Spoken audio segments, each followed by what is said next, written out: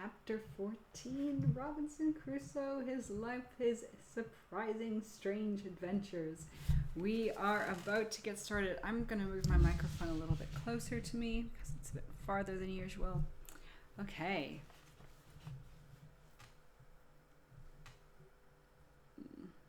Ugh.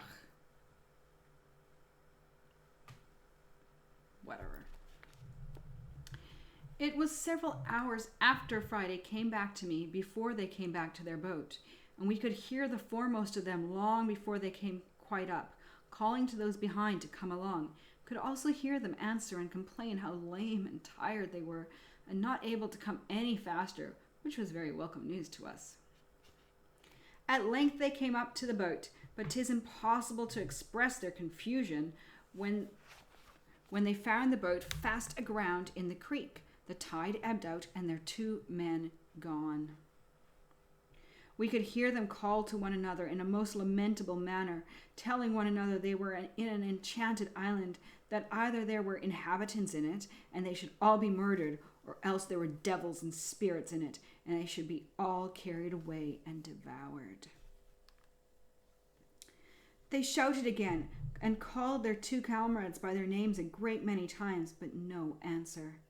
After some time, we could see them, by the little light there was, run about wringing their hands like men in despair, and that sometimes they would go and sit down in the boat to rest themselves, then come ashore again, and walk about again, so over the same thing again. My men would fain have me give them leave to fall upon them at once in the dark, but I was willing to take them at some advantage, so to spare them and kill a few of them as I could, and especially I was unwilling to hazard the killing of any of our own men, knowing the others were very well armed. I resolved to wait to see if they did not separate, and therefore, to make sure of them, I drew my ambush nearer, and ordered Friday and the captain to creep upon their hands and feet as close to the ground as they could, that they might not be discovered, and get as near them as they could possibly before they offered to fire. They had not been long in that posture, but that the boatswain, who was the principal ringleader of the mutiny, and had now shown himself the most dejected and dispirited of all the rest, came walking towards them with 2 more of their crew. The captain was so eager as having this principal rogue so much in his power, that he could hardly have patience to let him come so near as to be sure of him, for they only heard his tongue before. But when they came nearer, the captain and Friday, starting up on their feet, let fly at them. The boatswain was killed upon the spot. The next man was shot in the body and fell just by him, though he did not die till an hour or 2 after. Slow death, that's rough. And the 3rd ran for it. At the noise of fire, I immediately advanced with my whole army, which was now 8 men, myself generalissimo, so kind of main captain in charge, general. Friday, my lieutenant general, the captain and his 2 men, and the 3 prisoners of war who we had trusted with arms. We came upon them in the dark, so that they could not see our number, and I made one of our men call to them by name, to try if I could bring them to parley, and so might perhaps reduce them to terms, which fell out just as we desired. For indeed it was easy to think, as their condition then was, that they would be very willing to capitulate. So he calls out as loud as he could to one of them, "Tom Smith! Tom Smith!" Tom Smith answered immediately, "Who's that? Robinson?" For it seems he knew his voice. T'other answered, "Aye, aye, for God's sake, Tom Smith, throw down your arms and yield, or you are all dead men this moment." Okay, so it appears that one of these other people is also called Robinson. Robinson is probably his last name, not his first name, because if you recall, Robinson Crusoe was named Robinson because that was his mother's family's name. And Robinson was really quite a common family name at the time. That it was sort of almost like another Smith, maybe not quite as common, but still really quite a frequent name, last name in England at the time.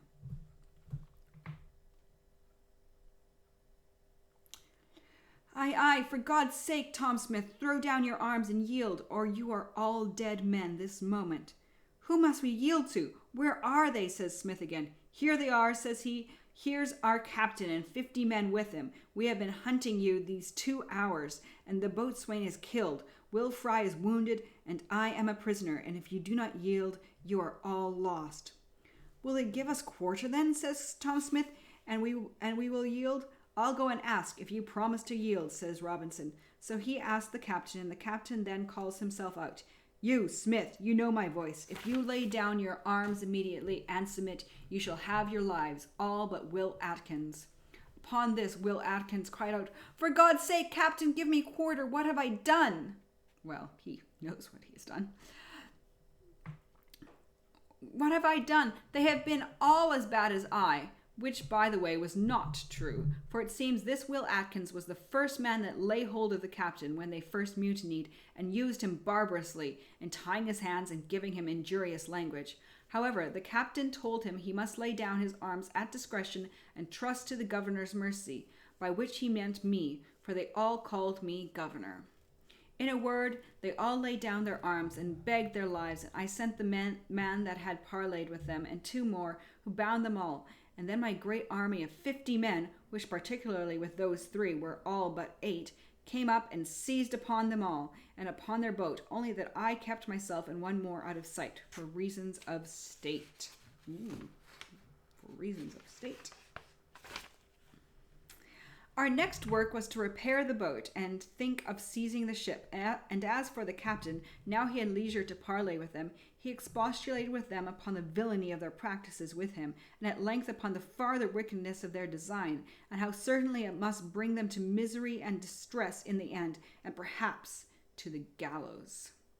They all appeared very penitent, and begged hard for their lives, and as for that, he told them they were none of his prisoners, but the commanders of the island, that they thought they had set him on shore in a barren, uninhabited island, but had it pleased God so to direct them that the island was inhabited, and that the governor, now he's a governor, and that the governor was an Englishman, that he might hang them all there, if he pleased. But as he had given them all quarter, he supposed he would send them to England to be dealt with there as justice required, except Atkins, who he was commanded by the governor to advise to prepare for death, that he would be hanged in the morning. Though this was all fiction of his own, kind of making it all up, yet it had its desired effect. Atkins fell upon his knees to beg the captain to intercede with the governor for his life, and all the rest begged of him for God's sake that they might not be sent to England. Again, because of the laws of what happens to people if they have committed mutiny. It now occurred to me that the time of our deliverance was come, and that it would be a most easy thing to bring these fellows in to be hearty in getting possession of the ship. So I retired in the dark from them, that they might not see what kind of a governor they had, and called the captain to me. When I called, as at a good distance, one of the men was ordered to speak again, and say to the captain, "Captain, the commander calls for you." And presently the captain replied, "Tell his excellency, I am just coming." This more perfectly deceived them, and they all believed that the commander was just by with his 50 men.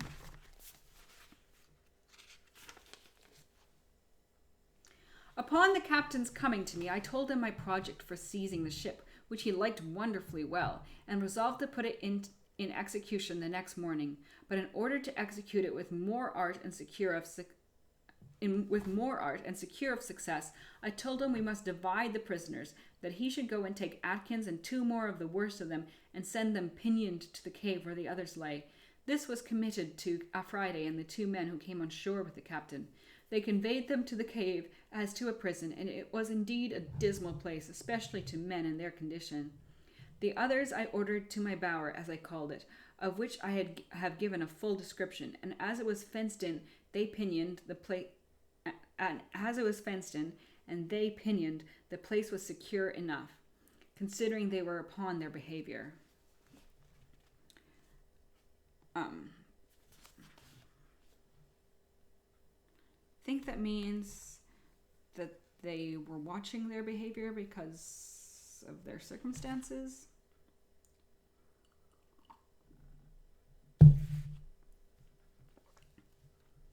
To these in the morning I sent the captain, who was to try them and tell me whether he thought they might be trusted or no, to go on board and surprise the ship. He talked to them of the injury done him, of the condition they were brought to, and that though the governor had them quartered, and that though the governor had given them quarter for their lives as to the present action, yet that if they were sent to England they would all be hanged in chains, to be sure, but that if they would join in so just an attempt as to recover the ship, he would have the governor's promise for their pardon. Anyone may guess how readily such a proposal would be accepted by men in their condition. They fell down on their knees to the captain and promised with the deepest imprecations that they would be faithful to him in the last drop, and that they should owe their lives to him, and would go with him all over the world, and that they would own him for a father to them as long as they lived. Wow, they're really being really profuse. No, effusive. Yes, effusive. They're being very effusive in their promises and their statements and their gratitude to the captain.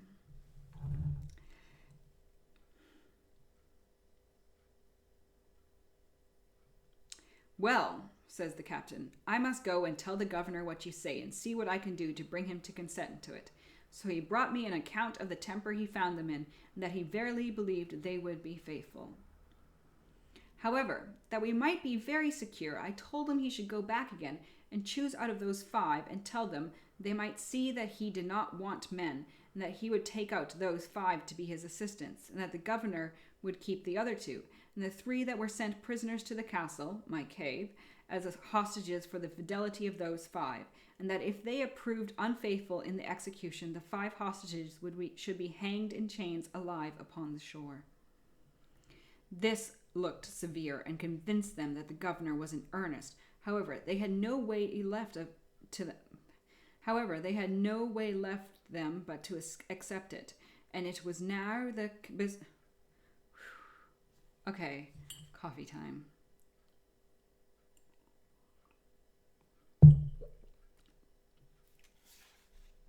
However, they had no way left them but to accept it, and it was now the business of the prisoners as much as of the captain to persuade the other 5 to do their duty.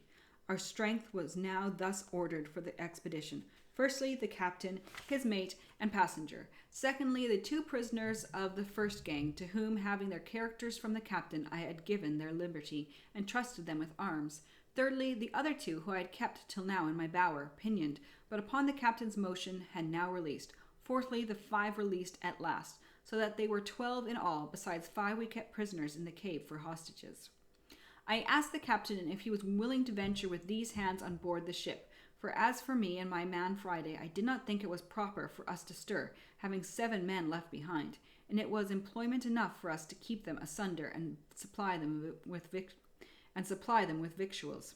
As to the 5 in the cave, I resolved to keep them fast, but Friday went in twice a day to them to supply them with necessaries, and I made the other 2 carry provisions to a certain distance, where Friday was to take it.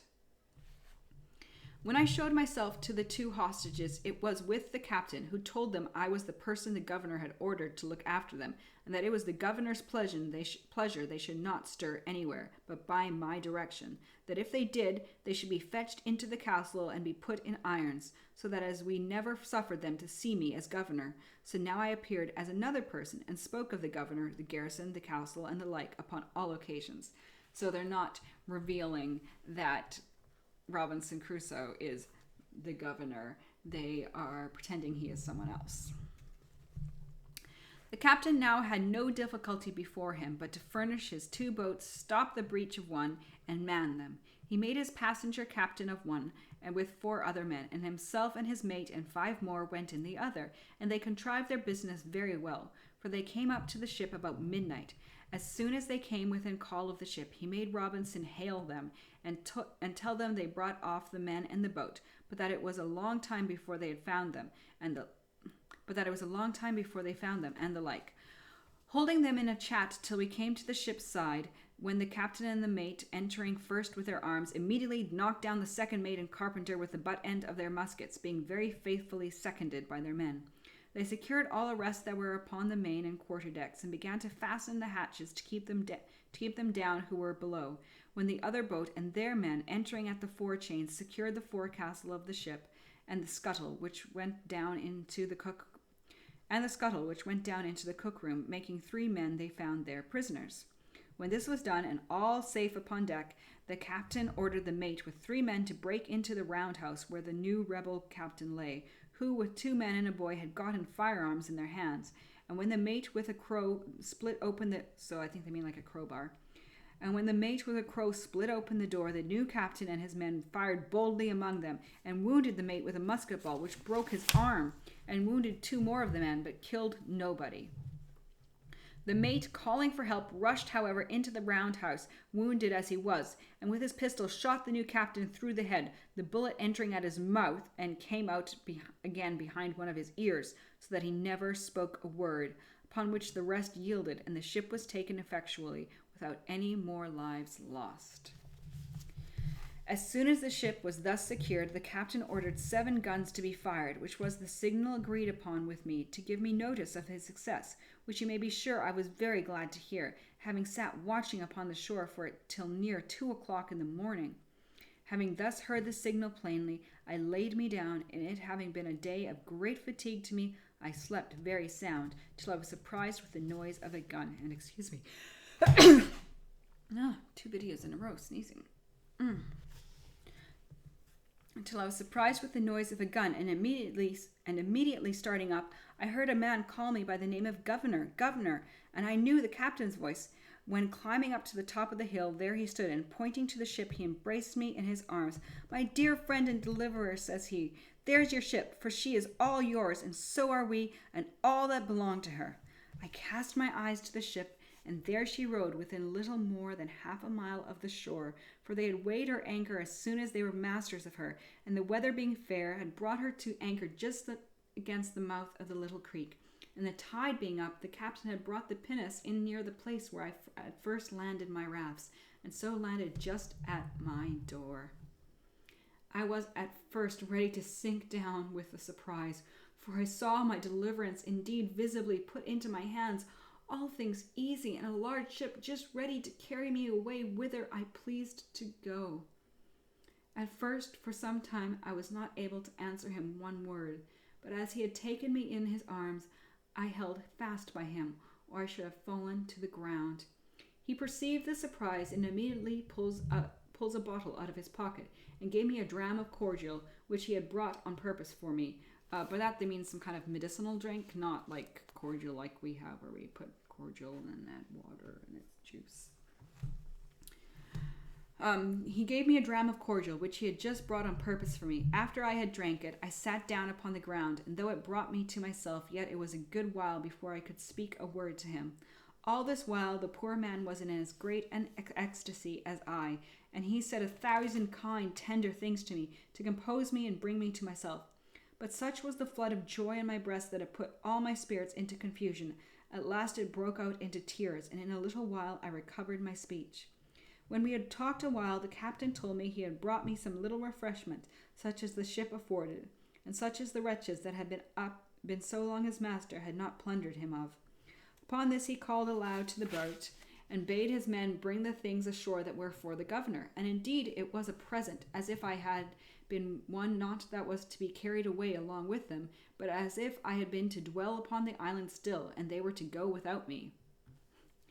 First he had brought me a case full of bottles full of excellent cordial waters, 6 large bottles of Madeira wine, the bottles held 2 quarts apiece, 2 pound of excellent good tobacco, 12 good pieces of the ship's beef, and 6 pieces of pork, with a bag full of lemons, and 2 bottles of lime juice, and abundance of other things. But besides these, and what was 1,000 times more useful to me, he brought me 6 clean new shirts, 6 very good neckcloths, 2 pair of gloves, 1 pair of shoes, a hat, and 1 pair of stockings, and a very good suit of clothes of his own, which had been worn but very little. In a word, he clothed me from head to toe. It was a very kind and agreeable present, as anyone may imagine, to one in my circumstances, but never was anything in the world of that kind so unpleasant, awkward, and uneasy as it was to me to wear such clothes at their first putting on. After these ceremonies, and after all his good things were brought into my little apartment, we began to consult what was to be done with the prisoners we had, for it was worth considering whether we might venture to take them away with us or no, especially 2 of them, who we knew to be incorrigible and refractory to the last degree. And the captain said he knew they were such rogues that there was no obliging them, and if he did carry them away, it must be done in irons as malefactors to be delivered over to justice at the first English colony he could come at. And I found that the captain himself was very anxious about it. Upon this, I told him that if he desired it, I undertook to bring the 2 men he spoke of, to make it their own request that he should leave them upon the island. I should be very glad of that, says the captain, with all my heart. Well, says I will send for them and talk with them for you. So I caused Friday and the 2 hostages, for they were now discharged, their comrades having performed their promise. I caused them to go to the cave and bring up the 5 men pinioned as they were, to the bower, and keep them there till I came. After some time I came thither, dressed in my new habit, and now I was called governor again, being all met, and the captain with me. I caused the men to be brought before me, and I told them I had had a full account of their villainous behavior to the captain, and how they had run away with the ship, and were preparing to commit farther robberies, but that Providence had ensnared them in their own ways, and that they were fallen into the pit which they had dug for others. I let them know that by my direction the ship had been seized, and she lay now in the bay, and they might see by and by that their new captain had received the reward of his villainy, for they might see him hanging at the yardarm. So they've obviously hung up the body of the new captain that was shot through the mouth. That as to them, I wanted to know what they had to say, why I should not execute them as pirates, taken in the fact, as by my commission they could no doubt I had authority to do. As by my commission. So he's made it sound like his governorship is an official commission, but it really is not. One of them answered in the name of the rest that they had nothing to say but this, that when they were taken, the captain promised them their lives, and they humbly implored my mercy. But I told them I knew not what mercy to show them, for as for myself, I had resolved to quit the island with all my men, and had taken passage with the captain to go for England. And as for the captain, he could not carry them to England, other than as prisoners in arms to be tried for mutiny and running away with the ship, the consequence of which, they must needs know, would be the gallows, so that I could not tell which was the best for them, unless they had a mind to take their fate in the island, if they desired that. I had some inclination to give them their lives, if they thought they could shift on shore. They seemed very thankful for it, and they would rather venture to stay there than to be carried to England to be hanged, so I left it on that issue. However, the captain seemed to make some difficulty of it, as if he dared not leave them there. Upon this I seemed a little angry with the captain, and told them they were my prisoners, not his, that seeing I had offered them so much favor, I would be as good as my word, and that if he did not think it fit to consent to it, I would set them at liberty as I found them, and if he did not like it, he might take them again if he could catch them. Upon this they appeared very thankful, and I accordingly set them at liberty, and bade them retire into the woods to the place whence they came, as I would leave them some firearms, some ammunition, and some directions how they should live very well if they thought fit. Upon this I prepared to go on board the ship, but told the captain I would stay that night to prepare my things, and desired him to go on board in the meantime, and keep all right in the ship, and send the boat on shore the next day for me, ordering him in the meantime to cause the new captain who was killed to be hanged at the yardarm, that these men might see him. Oh, they actually haven't done it yet, I guess. When the captain was gone, I sent for the men up to me to my apartment, and entered seriously into discourse with them of their circumstances. I told them I thought they had made a right choice, that if the captain carried them away, they would certainly be hanged. I showed them the new captain hanging in the yardarm of the ship, and told them they had nothing less to expect. When they had all declared their willingness to stay, I told them that I would let them into the story of my living there, and put them into the way of making it easy to them. Accordingly, I gave them the whole history of the place, and of my coming to it, and showed them my own fortifications, the way I made my bread, planted my corn, cured my grapes, and in a word, all that was necessary to make them easy. I told them the story also of the 16 Spaniards that were to be expected, for whom I left a letter, and made them promise to treat them in common with themselves.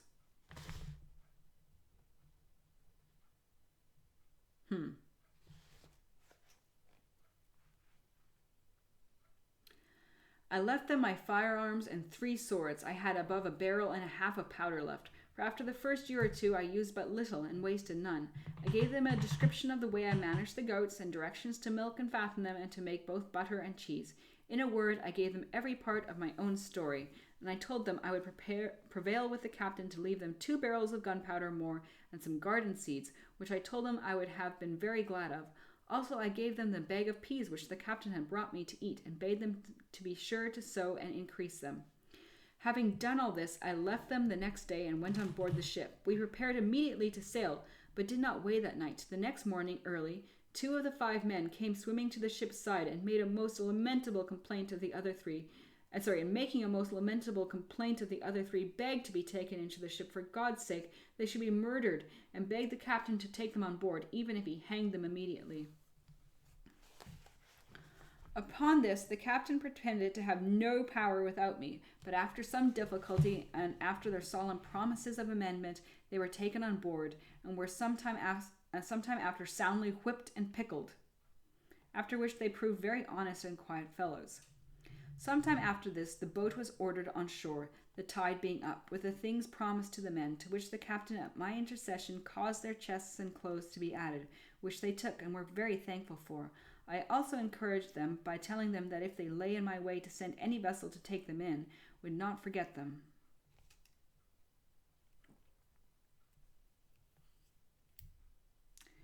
When I took leave of this island, I carried on board for souvenirs the great goatskin's cap I had made, my umbrella, and my parrot. I guess he must have a new one. Thought his old one died of old age. Also, I forgot not to take the money I formerly mentioned, which had lain, or maybe not. This is the problem of recording my reading in real time. Sometimes I forget details that I've already read. Also, this book differs in some ways from the original text, which had some inconsistencies when it came to the animals that were with Robinson Crusoe, because sometimes a dog randomly appears with him, and then cats, and he mentions, oh yeah, and there was also a dog and some cats, but you don't see them earlier on, and it's all kind of vague. So those inconsistencies were done away with by just excising them entirely from the book. And then later on, when he goes to that other ship that he sees shipwrecked later on, and everyone's drowned, or that there is drowned, or some of them escaped, obviously, and made it to that other island, there is a dog on board that ship as well.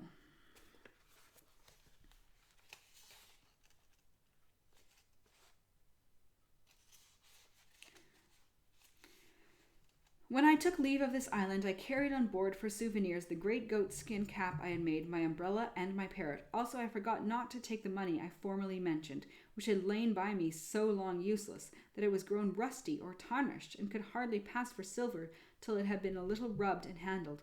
Also the money I found in the wreck of the Spanish ship. And thus I left the island the 19th of December, as I found by the ship's account in that year, 1686, after I had been upon it 28 years, 2 months, and 19 days. So 28 years is 28 years, 2 months, and 19 days. And he says he left the ship on the 19th of December in the year 1686. So his math here is actually wrong, which we can see. Or, you know what? I was going to read to you what the actual number is, but I'm going to have you look that up yourself. So, yes. So, leave it a surprise for you to figure out yourself, rather than me giving you the answer for you to just fill it in. After I had been upon it 28 years, 2 months, and 19 days, being delivered from this second captivity the same day of the month that I first made my escape in the Barco Longo from among the Moors of Sallee. In this vessel, after a long voyage, I arrived in England the 11th of June in the year 1687, having been 35 years absent. That is the end of chapter 14. What, pray tell, happened to Friday's father and to all of the Spaniards?